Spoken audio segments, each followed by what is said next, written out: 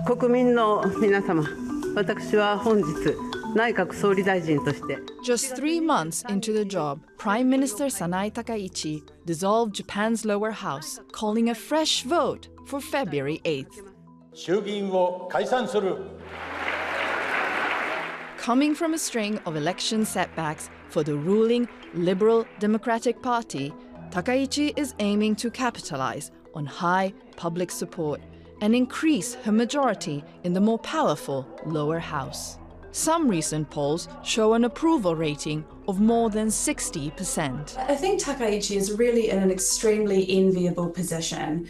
I mean, her support rates have been consistently extremely high, and I think that's going to do quite a lot for her in this election. A stronger mandate would make it easier for Takaichi to push through her agenda, including higher defense spending and the largest supplemental budget since the pandemic.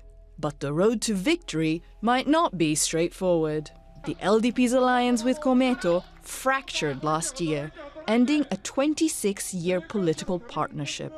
The realignment injects new uncertainty into Japan's electoral dynamics. Voters, though, are more focused on the cost of living. Inflation has stayed above the Bank of Japan's 2% target for more than 3 years, while wages lag and a weak yen pushes up import cost, giving a sense of falling living standards. To ease the pressure, Takaichi pledged to suspend the 8% sales tax on food for 2 years. Maybe it's because of the weather, but the price of vegetables, some are just shocking, aren't they? Even things like snacks and chocolate, their prices haven't doubled yet, but they've suddenly gone up quite a bit. Same with rice.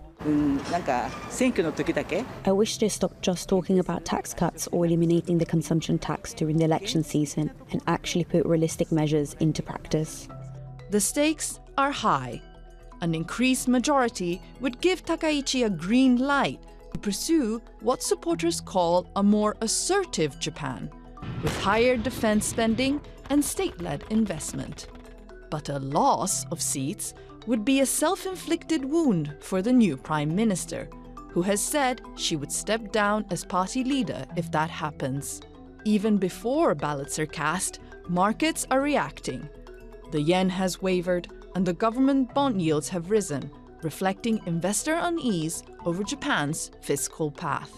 Since October of last year, we have taken a very responsible approach to public finance, talking about responsible, sustainable, and proactive fiscal policies. We are not talking about expansionary fiscal policies, and this is demonstrated by some of the numbers that we see. So I ask the market participants to calm down. Japanese stocks have already outperformed many of their peers as investors focus on the so-called Takaichi trade.